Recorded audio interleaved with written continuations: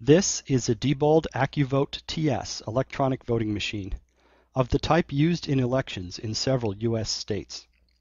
We studied this machine in our laboratory at Princeton University to evaluate its security and its suitability for conducting elections. The detailed results of our study, including a full technical paper, are available at itpolicy.princeton.edu/voting. The behavior of voting machines is controlled by computer software. The software that tallies votes on this machine was written by Diebold. Our study shows that a criminal who can inject malicious software into this voting machine can control how the votes are tallied. His malicious software can steal votes, and it can cover its tracks so that the theft cannot be detected. To illustrate this danger, we have created in our laboratory a demonstration software program that steals votes. This video will show our demonstration software in operation. We will also show how a criminal can inject malicious software into a voting machine, and how he can create a computer virus that spreads itself between voting machines, injecting malicious software on every machine it infects. We will now show how to steal votes in a simulated election. On the morning of Election Day, the voting machine awaits instructions. The machine appears to be functioning normally, but, unbeknownst to any observer, it contains malicious software that will steal votes. The machine greets the election workers normally. At this point, the election worker can perform so-called logic and accuracy tests that are supposed to determine whether the machine is functioning correctly. Logic and accuracy testing is essentially a pretend election. The worker casts pretend ballots, and then the machine counts the pretend votes. The election worker makes sure that the pretend count is correct. Our vote-stealing software can tell that the worker is doing logic and accuracy testing, so this is not a real election. It allows the pretend votes to be counted correctly, so that the machine passes the test. Everything still looks normal. Now the election worker tells the machine to start the election.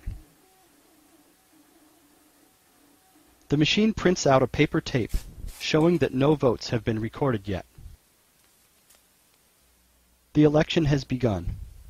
The first voter approaches the machine to cast his vote. The election workers have given him a voter card, which will allow him to cast one vote. He inserts the voter card into the machine, and the machine presents him with a ballot. In this example election, there are two candidates for president, George Washington and Benedict Arnold. The voter chooses George Washington. The machine asks him to confirm his vote, and he does so. The machine ejects the voter card after marking it as used. That's one vote for George Washington. 4 more voters cast their votes. They vote for George Washington, Benedict Arnold, George Washington, and George Washington. The correct result for this election is George Washington 4 votes, Benedict Arnold 1 vote. Election day is now over. An election worker approaches the machine, inserts a supervisor card, and tells the machine to end the election. The machine prints out a paper tape announcing the results.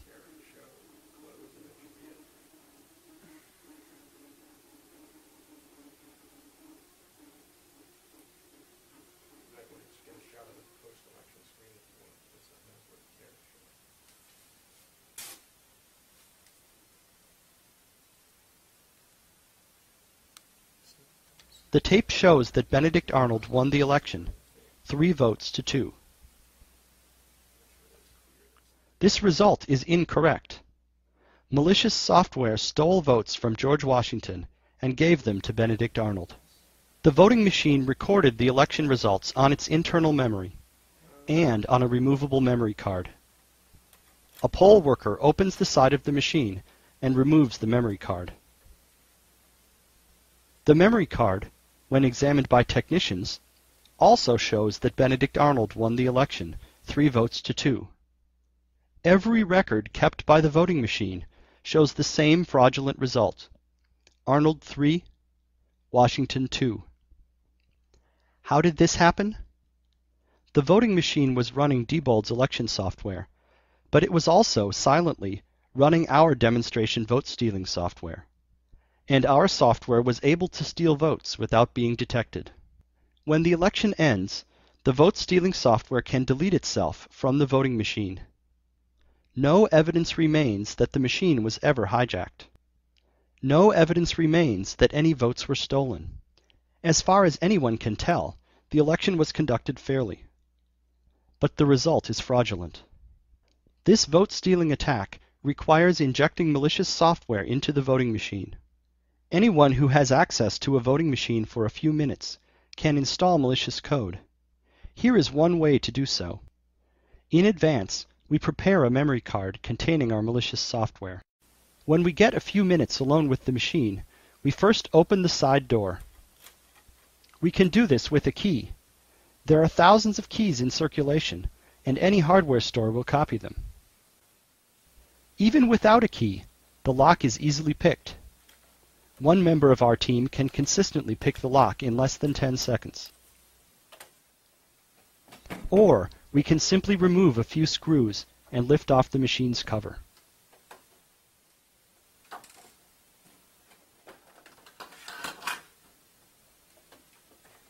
Next, we remove any memory card that is already in the machine and insert our prepared memory card. We press the power button to boot the machine. When the machine boots, it will automatically install our malicious software for us. The machine makes a musical noise when it boots, but we can suppress this noise by inserting headphones into the machine. We remove our memory card, replace any card that was there before, and close the door. Our malicious code is now installed on the machine. The total elapsed time is less than 1 minute. Due to design flaws in the Diebold AccuVote TS voting machine, it is possible to construct a computer virus that infects these machines and spreads automatically from one machine to many others. To illustrate this, we have constructed a demonstration virus in our lab. The machines use removable memory cards to distribute software updates and store the results of elections. The memory cards function similarly to floppy disks or thumb drives on ordinary PCs. Memory cards act as carriers for the virus. When a memory card is inserted into an infected machine, the machine copies the virus onto that memory card. If the memory card is removed and later put into another machine, the virus spreads from the memory card to the new machine. In this way, the virus can spread from one infected machine to an entire population of machines. The virus can carry with it a malicious payload program that is installed on every infected machine. For example, our demonstration virus carries our vote-stealing software, so that every machine that catches the virus will steal votes. A criminal could use this kind of virus to install malicious software on many voting machines, even if he has access to only a few machines, or even only one. By planting a virus far enough in advance, he can ensure that a significant number of machines will steal votes on election day. These problems, taken together, pose a very serious threat to the security of the elections conducted on Diebold AccuVote TS voting machines. We urge public officials to address these issues promptly.